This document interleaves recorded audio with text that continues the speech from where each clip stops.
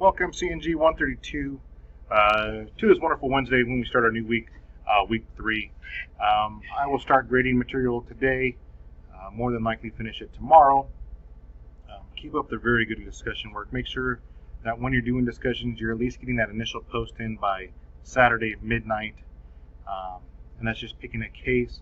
Make sure you're finding the case by selecting the full book on the right of the app of MindTap. I guess I can just show you. So you want to make sure you're selecting the full book and then going to chapters and selecting our chapter, which is 4 areas of advanced cryptography, which we do PKI, digital certificates, understanding digital certificates, trust models, hierarchical models, basically, and third-party trust, managing keys, protocols that help us keep the environment secure. And then right here at the very, very bottom, chapter review, it lists the case projects. If you go the other way and not the full book, it does not show you the, I believe if you click the links, it does not show the case projects, but it shows most of the content in the chapter. So make sure you're doing that. If there are any errors with the MindTap grade, feel free to reach out to me, let me know. Remember, you can do all the content as many times as you like to get the grade you want. So make sure you are taking advantage of that. Let's see, going back to here. This week we are covering 2 chapters, 4 and 5. 5 was network-based attacks. There is a test also. I'll get to that in a second.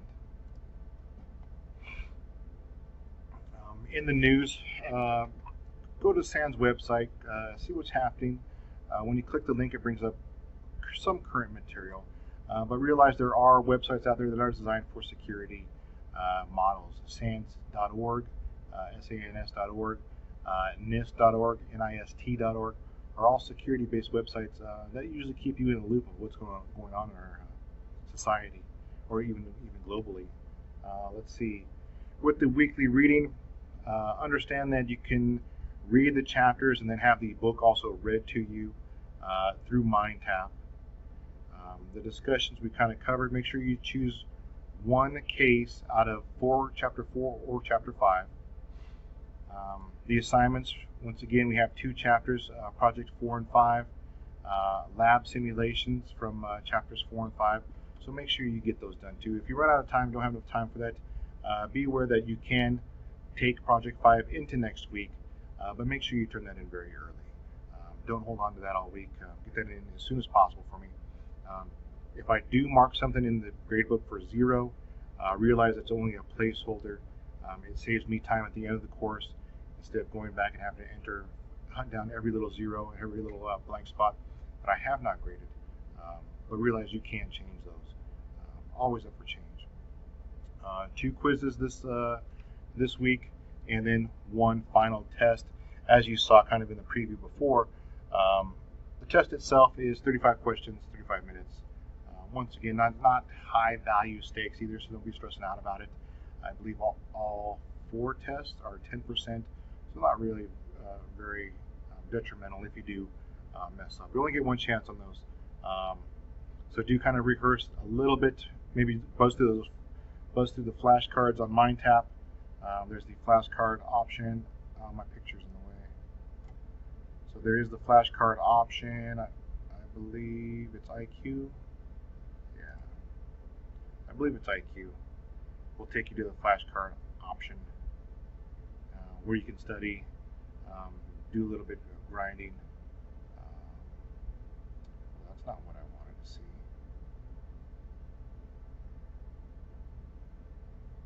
Maybe it's Study Hub. Highest bookmark guy.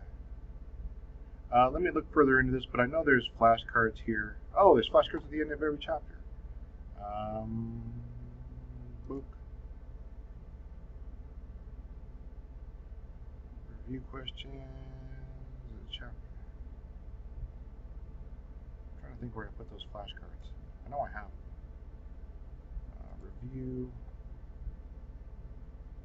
Here they are. So reinforce reinforced study. This should be the flashcards or the crossword puzzle. So make sure you rehearse these just a little bit before the test.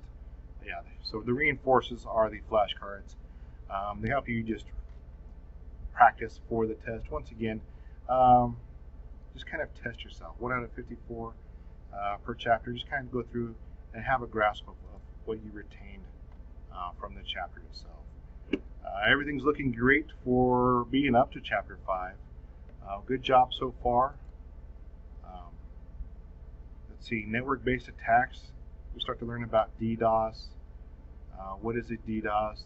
Smurfing, zombie-based attacks. Where is it? It always helps to open up the preview to see what we're going to read about, to kind of give you an idea. Explain how servers are attacked. So we have what? DDoS, DOS, smurfing.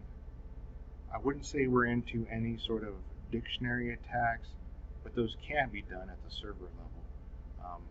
More or less that'd be against the users themselves, trying to get into their accounts. That's it. Good job. If you have any questions, make sure you email me. If any grades don't transfer over from MindTap, let me know. But keep up the good work.